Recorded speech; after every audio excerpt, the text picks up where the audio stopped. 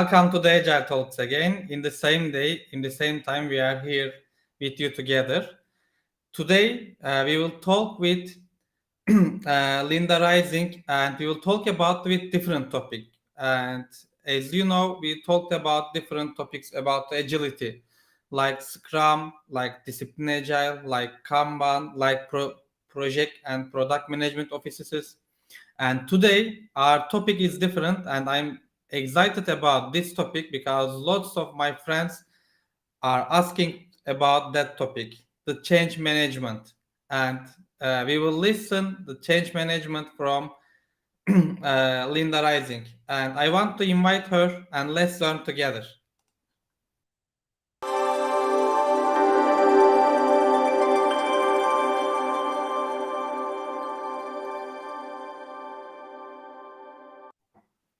Welcome, Linda. Thanks for inviting me. I'm happy to be here. Thank you to accept my invitation. And one of our participants asked a question about can we watch this session on YouTube? Yes, you can watch this session on YouTube in the same time, and also you can watch on LinkedIn too. And welcome again. And we have 1 hour. I will ask some challenging questions, some easy questions to you, but I know you are ready to answer the whole questions. But let's start the easiest one. Who is Linda Rising? Linda Rising is a musician who lives near Nashville, Tennessee. And I don't know if you've ever been to Nashville, but it's called Music City. So you had music for your opening. It sounded like my son-in-law, who has a classic rock band in Nashville, and I direct an orchestra and I play a lot of musical instruments. So most people think of me as an agilist or a speaker, but I'm primarily a musician, and I think music can help solve a lot of problems. So I'm also an independent consultant, mostly doing work online these days. I've Mhm. written some books with my good friend Mary Lynn Mans about fearless change that includes organizational change, personal change, could be change at any level. So I'm happy to talk about change management. Let's do it. Okay, great. And also, I don't have lots of experience about the musician, so my questions will be about the change management, but you can connect them with your music experience. It will help us to understand clear. And this is my classical question. And what is business agility from your perspective? So, business agility is really what it's all about. That when we started back, it's been over 20 years now that we have been talking about Agile. And in the beginning, we thought it had something to do with software development. And unfortunately, in many organizations, that's all it is. So now we have evolved, we have grown, we have improved, and we realize that Agile is so much bigger, it's so much more than software development. It's about a mindset, it's about a way of thinking, it's about how organizations make decisions, innovate, solve problems. So the goal now for any organization, any individual that wants to be truly agile is to say it's about everything. It's about how teams work, it's about how organizations work, it's how we run our business, it's how we run everything. In the beginning, people got so excited about Scrum or extreme programming, and they began to, well, plan a wedding, build a house, write a book. All their projects began to be agile. And I think we lost that along the way. We Hmm. began to focus in on software development and we lost that connection with everything, because a business needs to be agile. A business needs to have the agile mindset. It's not just about the narrow focus on software, it's a much higher level activity. And if we could harness that, if we could really make that work, then we would see the power, the real power of what it means to be agile.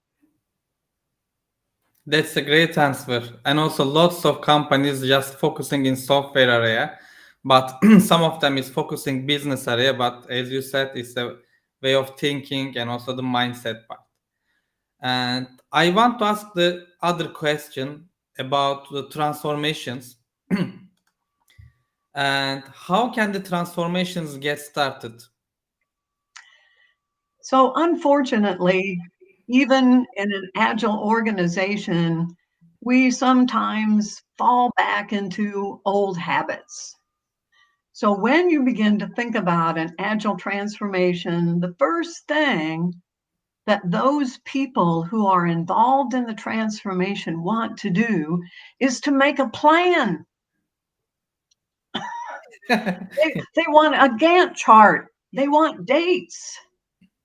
They want to be able to report progress. They want to show that we are all going to be agile by June of 2024. We want to see some sort of concrete measures for things that cannot be measured. It's like we forgot everything that we knew about agile. So we feel we must have a plan. Now, I understand that many people in an organization, especially higher level executives, they really need a plan. Sometimes it's because management needs to report to someone higher up in the organization, and those higher ups, they need a plan. They want to see a plan so they can track progress. I understand that, but it should just be language. It should be a way of communicating. And what we should do with that plan is use it to communicate to management, to all of the higher level executives, what Agile is all about. And that means using the plan. Okay, we might have to have it, using the plan in order to be agile. So it's a first step. Make the plan. Everybody wants it.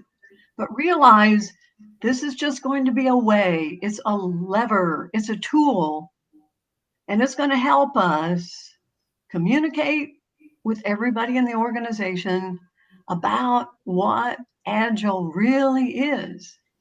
And that over time, that plan will become, it will evolve, it will become something that we can all use to be more agile, not to just track, not just to make a checklist, not to just see what progress, not to just collect metrics, but as a way of communicating.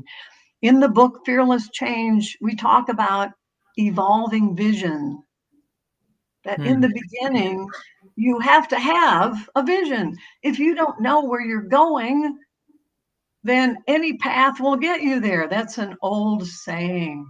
So, yes, of course, you have to have a plan, you have to have a vision, but it will change. Of course, we know that in agile development. We know about evolution, we know about changing as we learn, we know about growing our understanding. And so that will happen with the plan. And as people understand that, as they see that, then they'll slowly begin to understand what Agile is all about. So begin with a plan, Mhm. but be prepared, use it, grow it, evolve it. And I want to ask the about the vision part. Is that vision Is the company vision or transformation vision? It's everything. Yeah. Because the company will have a vision, and out of that will come an understanding of what the team's vision should be, and out of that will come what my vision as a member of the team should be.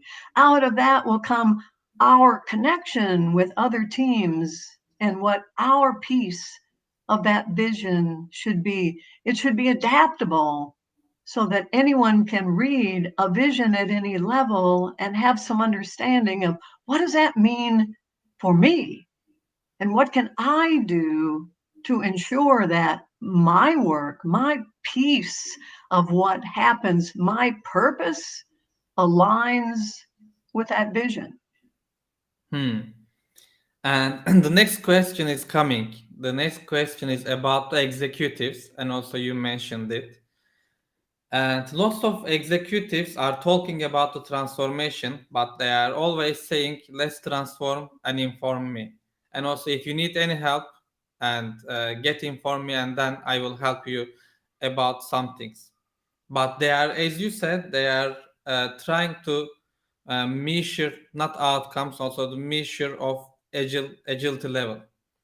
And how do we handle with executives about the real transformation?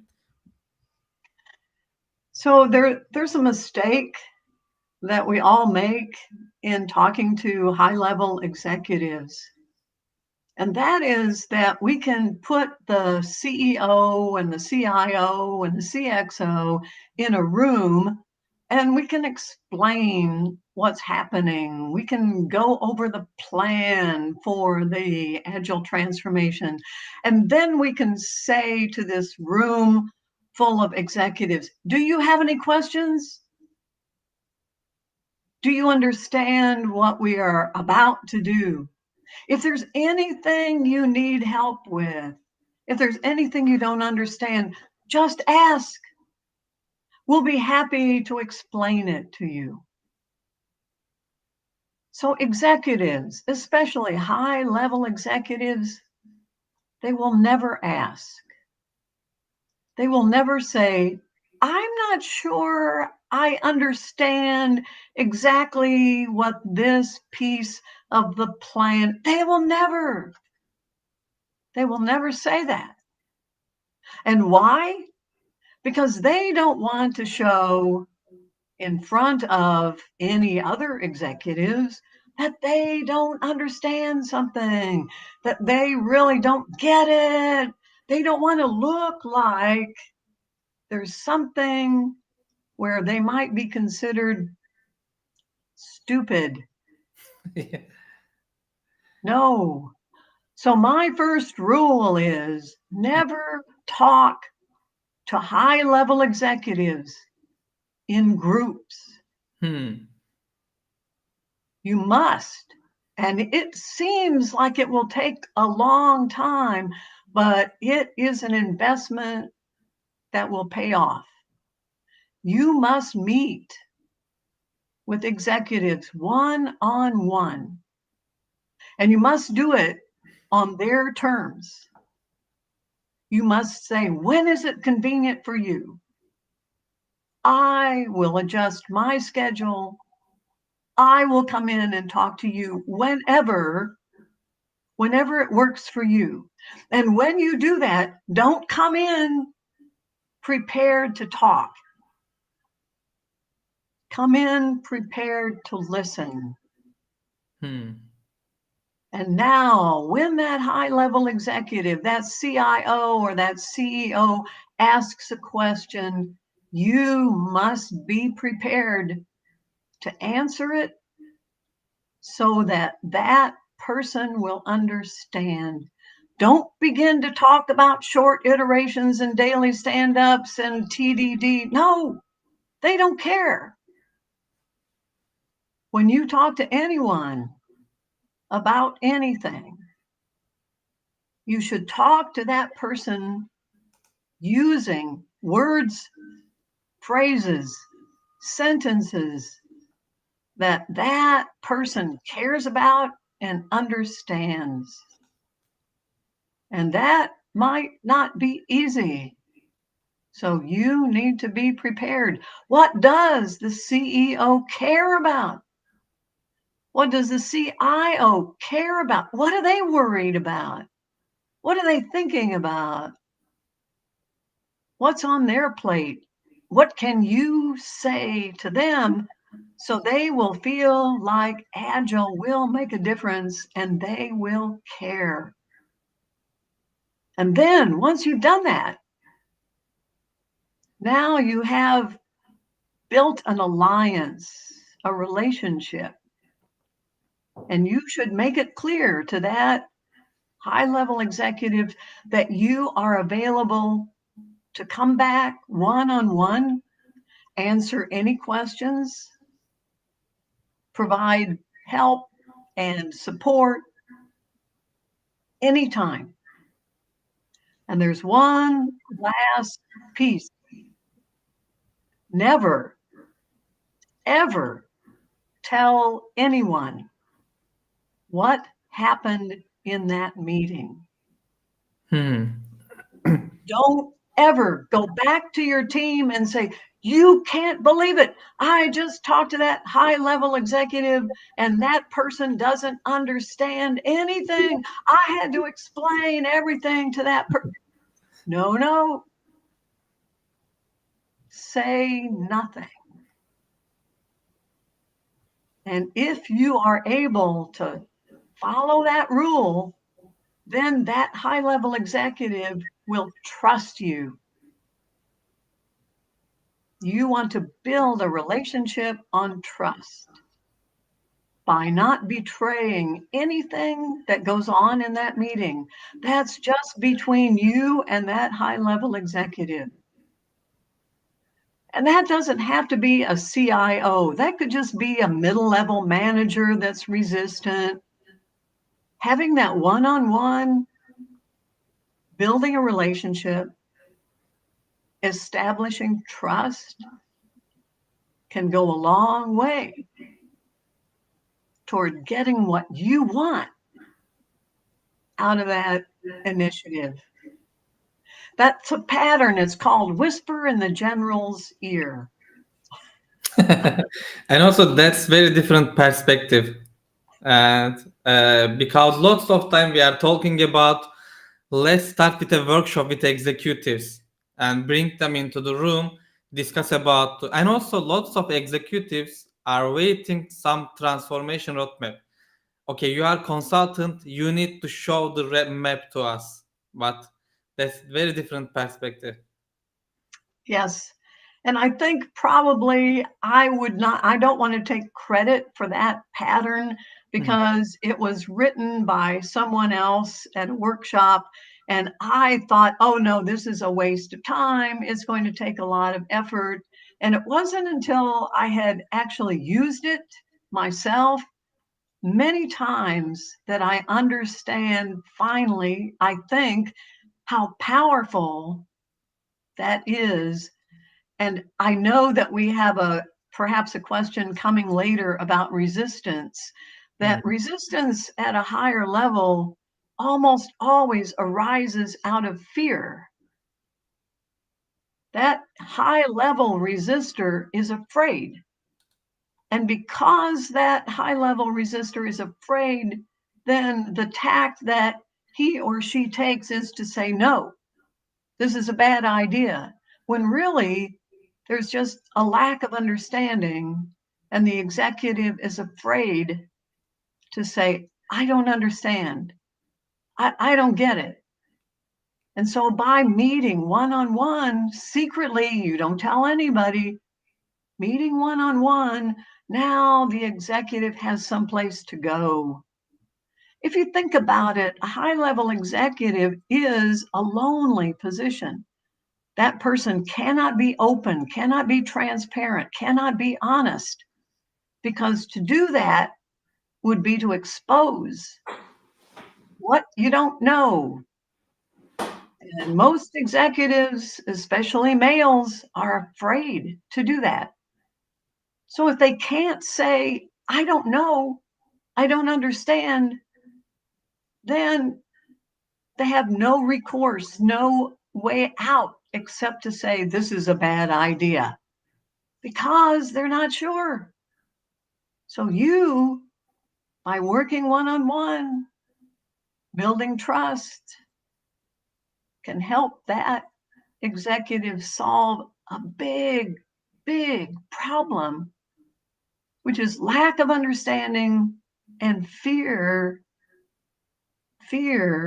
of not knowing what this new agile stuff is all about. Many thanks. And I want to ask another question about the executives. We are talking about the executives, but with different levels. Some of them CEO, and we have another executives, CIO. For example, if we deal with CIO about the transformation, lots of consultants are saying we need to deal with the top level. And what do you think about that part? Do we need to deal with the top level executives, or to start a transformation, CIO or any C level manager is enough for us? So the answer is all of the above. So I'm a believer in grassroots. Mm-hmm. You need to, it's called planting the seeds. You are growing. Think of planting a seed in the ground.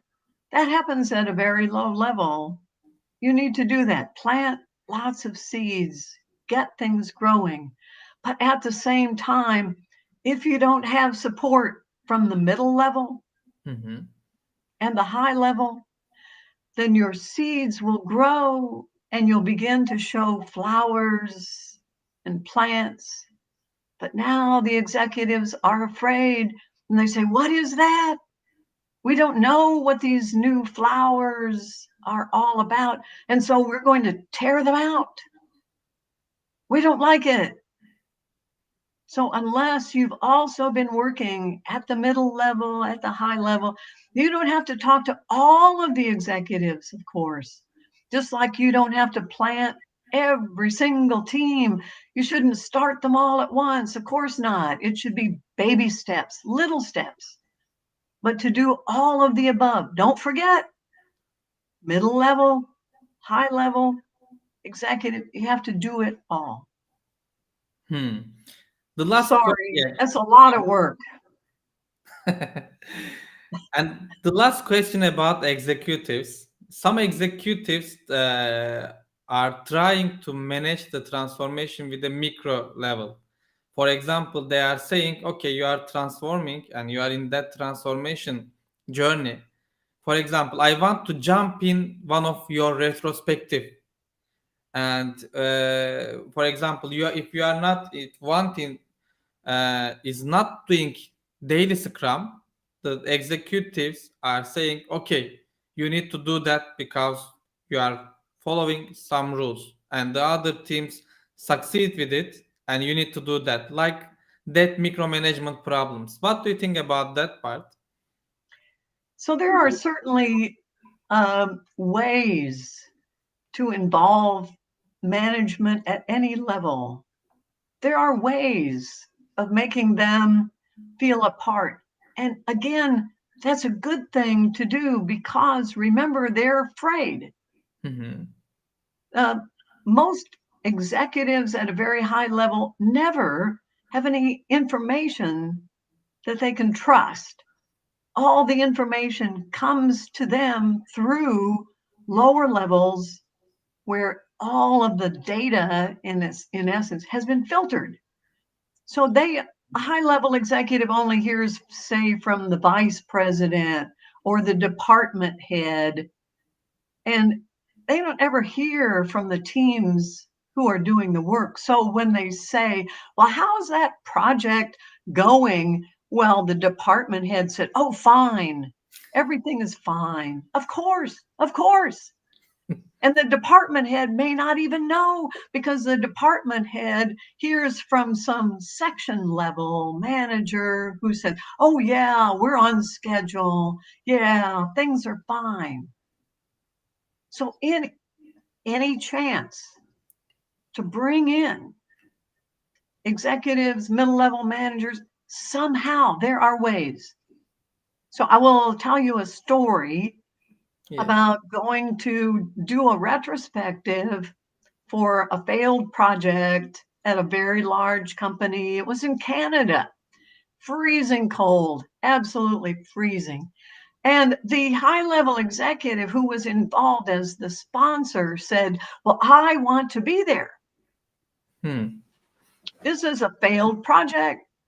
This costs the company a lot of money, and I want to be at the retrospective." So I said, "I'm sorry, you can't be at the retrospective because I'm not sure people would feel comfortable. They need to be able to say what they saw, they need to be able to share what they learned. And I don't think that could happen if you were there. However, remember, there's always a way." I said, we will save all of the work from the retrospective. Every index card, every post it note, every piece of paper we hang on the wall, it will all be there. And at the end of the day, when everyone else leaves, you can come in and I will walk you through all of the leftovers from the retrospective. Well, the executive was not happy about that, but agreed perhaps this was the best way. So we had the retrospective, it lasted all day. At the end of the day, we still had index cards on tables, post it notes, we had lots of things. And and it was a man, when he came in and we walked around the room, I thought, oh, he's just going to wave his hand and say, "Oh, that's interesting. Oh, okay, this is good," and leave. But he did not. He read every single index card from the timeline. He read every single post it note. He looked at every single poster we had on everything.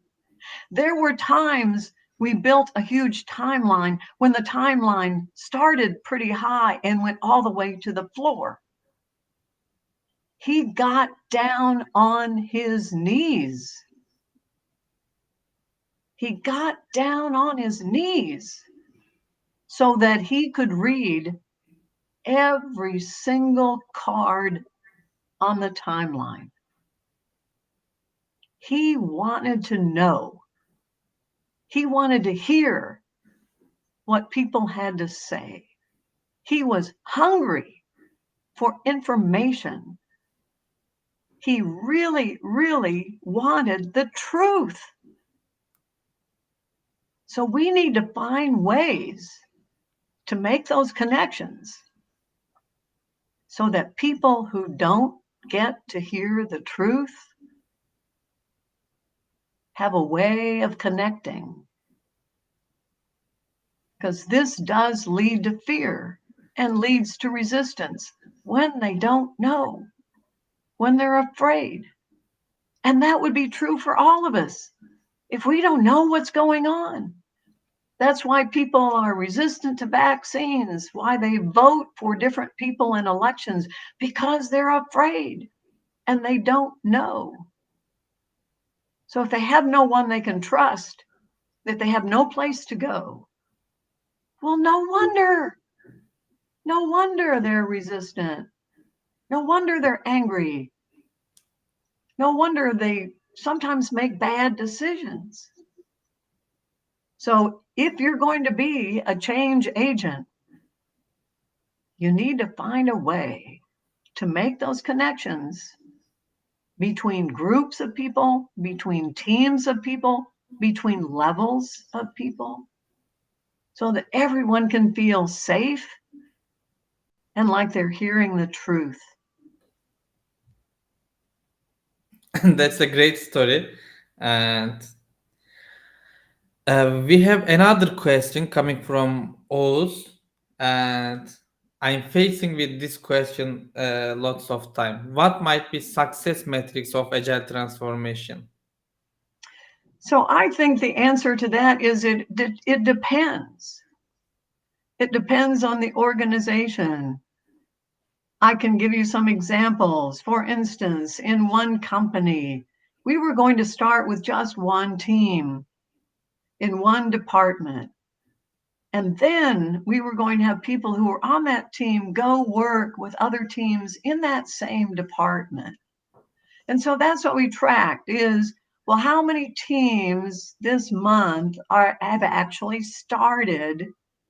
And at the time we were using Scrum.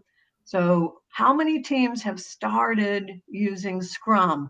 And then every month in our little monthly report, we could say to our department manager, okay, we have so many teams working right now, and here are how many teams this month started working on Scrum. That gives us a total of a certain number of teams who are so far. And now we have how many we have left to go, so we can have an estimate of how many teams needed to start working on Scrum. That's a very high level metric. It doesn't take a lot of effort. So I think the metrics should be things that mean something, things that somebody cares about, things that are easy. And you certainly don't want to say more than you need to say. Sometimes people begin to make decisions based on those metrics when the metrics don't really have that much information. They just happen to be easy. A good example of that is in programming. Forever, we have always counted lines of code. Why? Because it's easy. You have tools of all kinds that can tell you that. And so, well, let's say, how many lines of code have you written? That means nothing. And yet, people make decisions, lots of decisions based on that meaningless, metric. So it should mean something. It should convey real information. And it might be the same for, I don't know, departments within an organization, or it might not. And it certainly for your company might not be the same as someone else's company. I mean, I think what we have learned from Agile is we can learn from watching what other people do, but that doesn't mean that we can wholesale adopt it and that it will work for us. We're different. We have different points of view. We have different cultures. So it should have meaning for our particular organizational culture. Yeah. The other question before the organizational cultural part, I want to ask about the roles because in lots of transformation we are changing directly the roles, especially the mid-level management, and we are saying, okay, you are now product owner, you are scrum master, you are one of team member or developer, and when we change that roles it brings lots of resistance. What do you think about that role changing process? This is the same problem because when people are resistant or they are afraid, it's about fear. When you start talking about a different vocabulary, and now they say, wait, what does that mean for me? So if you can't go in one on one and say why this is a good thing so that it means something to this resistant mid-level manager, well, then you will fail. So you have to put yourself, as Stephen Covey used to say, walk in their shoes. What are they thinking about? So if you want to tell them you're now going to be a product owner, well, what is that? It sounds kind of scary. I don't know what you're talking about. What does that mean for me? Why should I care? And what will this do to my career and my chances for promotion and retirement and all the things I'm worried about? You have to address that. You have to take their point of view and say, this is why this is a good thing. Because you will still have a certain level of power. You will still have a certain level of influence. It's not that everything you've worked for and spent time on is lost forever and gone. No, you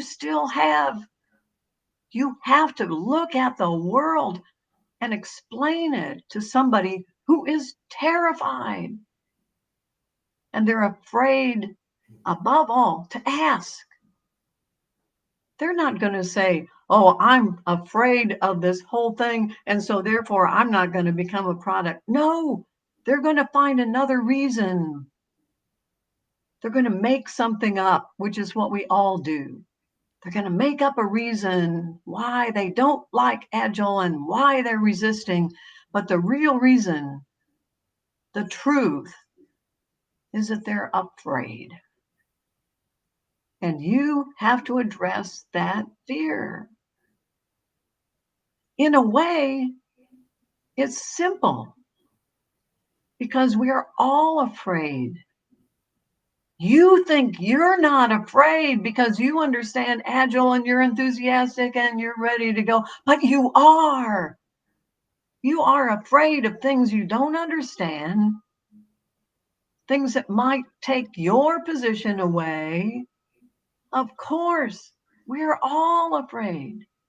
And if someone can make us feel better and can show us this is going to be okay, you're going to be okay, then that resistance disappears because it's fear-based.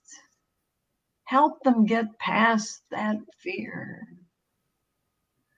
Whether it's Agile or vaccines or politics or religion, it doesn't miss fear.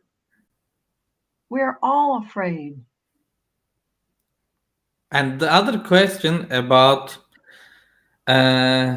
team level question. So we are always talking about the high performing team, and teams needs to be empowered. We are talking about that topics. But in your perspective, how can teams with high performance be created? I'm not sure that's always possible. You didn't want to hear that, did you? That's not an answer that. But what I do know, Mhm. they can always be better. They can always be better. So in my early career, I worked on a lot of enormous projects. I'm not sure they would all fit with Agile of any flavor. There's just too many obstacles, but they could all have been done better. They could all be better. So I was just at a music workshop this weekend and working with different groups of people. Some of those groups are never going to be very good. That's just the, but by the end of the workshop, they were all better. They all got better. They all learned. They grew. They understand more. They collaborated.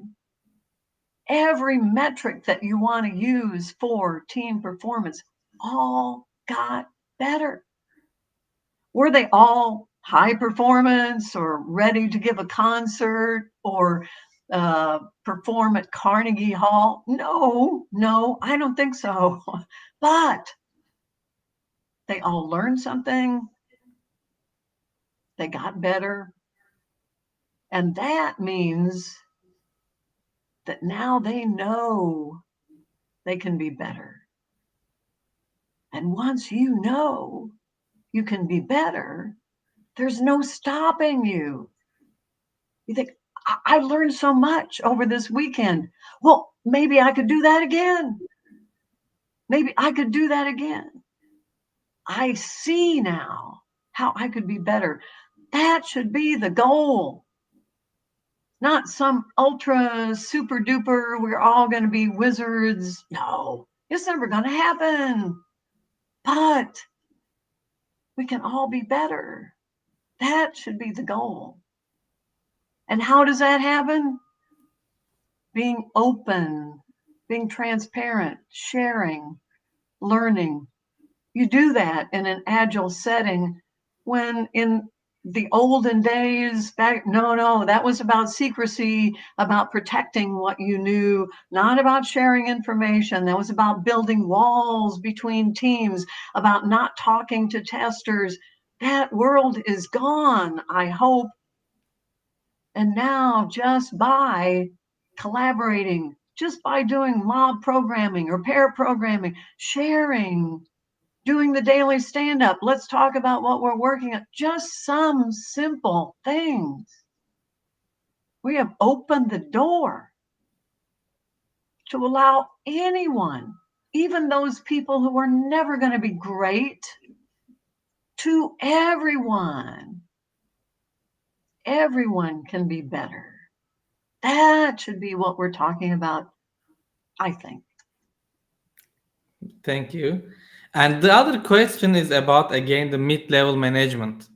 And for example, in a company, one mid-management guy is saying, "Okay, I'm working in that company more than 15 years, and I know the best." So he or she is affecting the other people in that company. So we are trying to train them. We are trying to focus on them. We know he is fear about the change, and also he's fear about to lost his job and also authority, not just the job. And how do we handle someone in that challenging person? So it's counterintuitive and very hard to do. But most of the time, maybe not all the time, but most of the time, those people just want to be listened to. They want to feel like they have something to contribute. If they've been with the company 15 years, now here comes this brand new agile stuff. They don't know anything about it. And all of a sudden, they're no longer the local experts on whatever they used to do, and they feel like nothing. So if you can just afford them the opportunity to say what they know, to say, you've been here for 15 years. You know a lot about this organization. Can you help us? Tell us, how can we do whatever it is that you're trying, if you're trying to introduce Scrum to a team or something. So here's what Scrum is all about, but we need your help because we don't know this team as well as you do. We don't know this company as well as you do. I'll bet you could help us. We need your expertise. We need you to be a part of this new thing because we know we can't do it unless you help us. Many times, those people, those veterans, Mm-hmm. they just want somebody to listen. And now they find here's this new thing coming in, and nobody pays any attention to them anymore. I have learned that lesson over and over and over. Going into a company and you know who they are. Here are the veterans and they're lined up, and you think, oh no, these guys are going to be resistant. They're going to fight me every step of the way. And to accidentally find myself in a conversation with them and then not knowing what to say, and I just listen. And as they talk themselves into it. You just have to do, it's called active listening. There are lots of techniques for it, but Draw them out, hear what they have to say. And they are valuable. This is not something we're making up here. They really do have something to contribute. They really do understand the organization. They really do understand whatever the product line is or the history. They really can help you. So involve them, listen to them. Most of the time, that's all they want. Just somebody who really cares, who'll give them 15 minutes of time to hear what they have to say and then act on it. Say, oh, that was a good suggestion. I hadn't thought of that. Thank you so much for sharing your expertise. Thank you for helping us. The pattern is called ask for help. The best thing you can do with someone who's resistant, whether they're a veteran or not, is ask them to help you. Admitting that you don't know everything. And that's the truth. You're not just saying that, that's truth. I don't know everything, especially if you're coming in from the outside. I don't know. I need you to help me. Would you help me? Nothing is more influential than asking someone for help. I want you to be a part of this. We need your expertise if we're going to be successful. That's true. You're not just making it up. You really can't be successful unless they help you. And all you have to do is ask and give them a little bit of time. That's really all they want. Listen. And the last two question, the question is about, the question is very short, but I know the answer will can be a bit long because it's a bit detailed question. How can we change the organizational culture? Yeah, you mentioned the organizational culture. How can, or do we need to change the culture? So, first of all, you can't change anything. That's the short answer right there. You can't change anybody else. You can't change an organization. You can't even change yourself. The research is so clear. Every year, I don't know whether everybody does this, but we make New Year's resolutions. I am going to exercise more. I am going to eat a better diet. I am going to get up early in the morning and spend time on a project I've been putting off. We have this list, all these things. And the research is clear. We can't do it.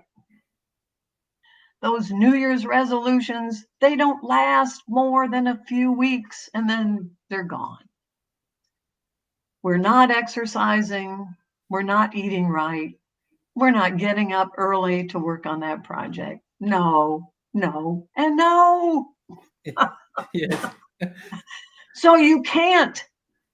Or if you have those of you who are married and think, oh, well, I'm going to marry this person, but I will slowly change him or her and they will be better by the time. No, you can't. All you can do for yourself, for someone else, for an organization, for organizational culture, for anything else is these are complex adaptive systems, all of them.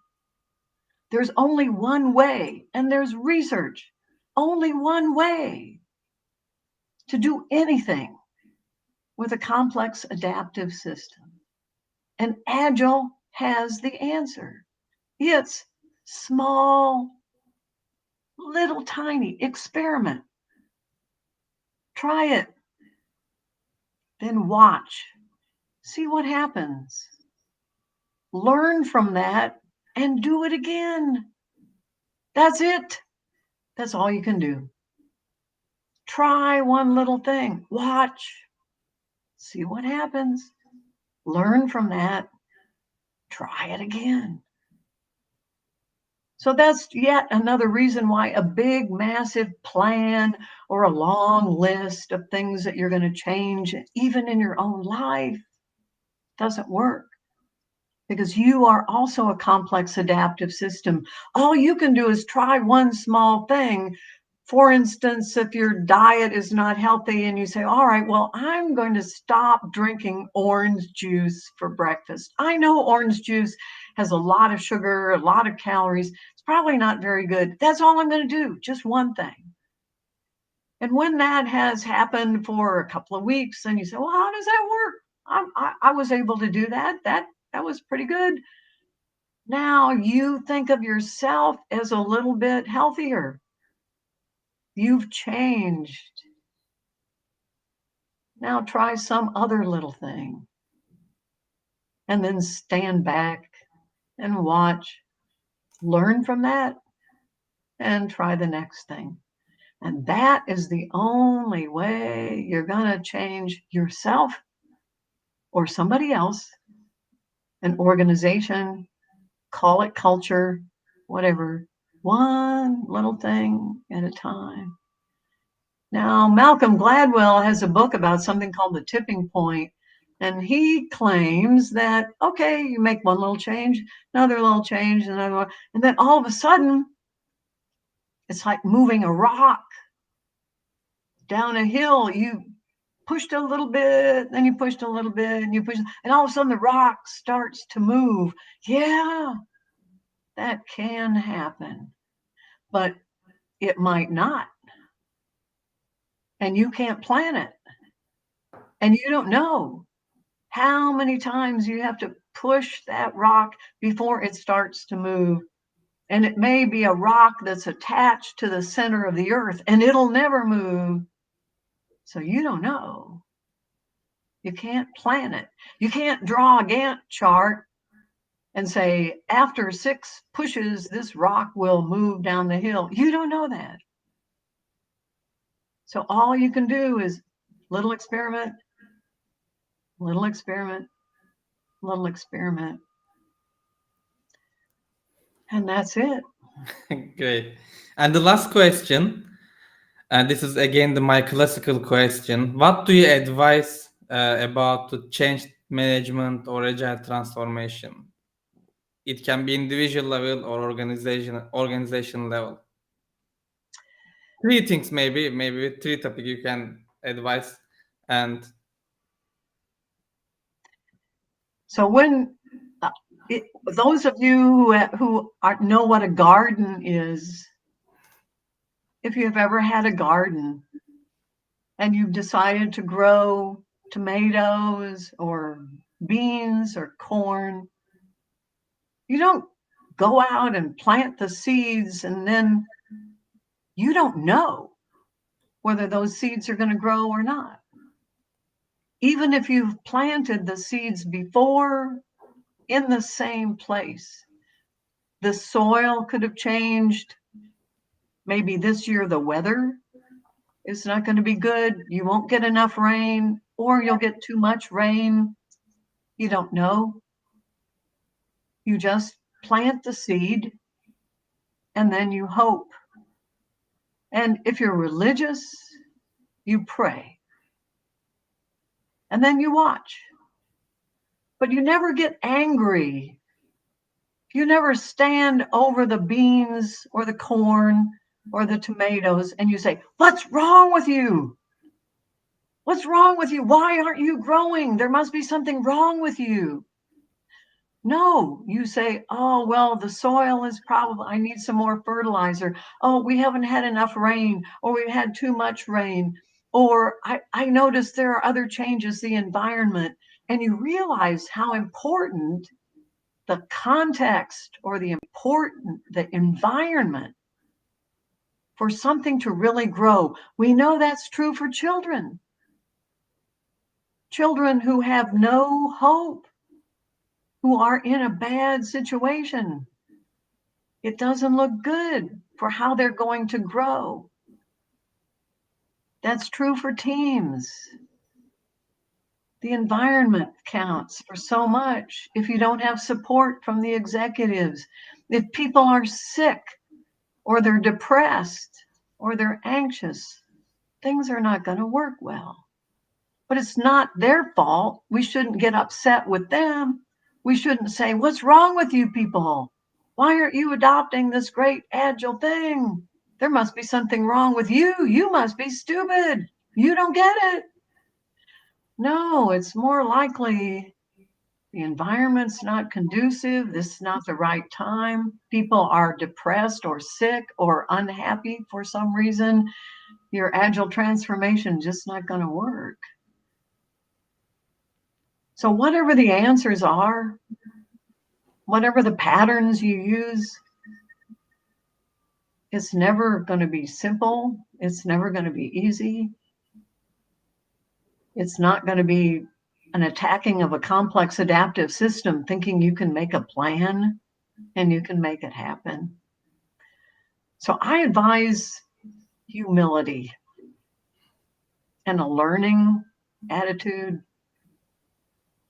Watch, listen, learn, grow.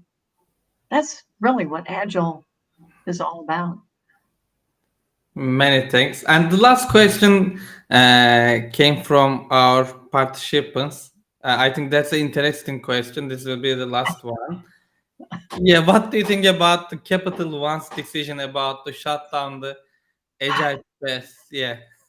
Uh, Agile is not dying. Agile is like a lot of living things. Nothing stays the same. So Agile is not what it was when I started in the early 90s. It's very different. The Agile conferences are different. The Agile books are different. The people who are coaching, teaching, consulting, they are also different. If anything is alive, it will change and it will grow. And we will see upsets, downsides. That's all good. It's if we don't hear anything, if there is no change, if it's exactly the same as it was 20 years ago, then we know one thing: it's dead. Yeah. It's alive. It's alive because things are changing, things are happening. The economy is in a bad place right now. We know that. We're due for a horrible, probably a horrible recession. Everyone is predicting that. Will it happen? I don't know. But everybody is worried about it. And so, therefore, they're acting on what information they have and they're doing the best they can. So, we should expect this. Things are going to come and go and change. And that's a good sign. Agile is still alive, is very much alive. And that's very great question. Also, the answer was very great too. And I want to say thank you, Linda, to accept my invitation. And also, as I hope that was great sessions for me and also for our participants. I learned lots of things about the change management.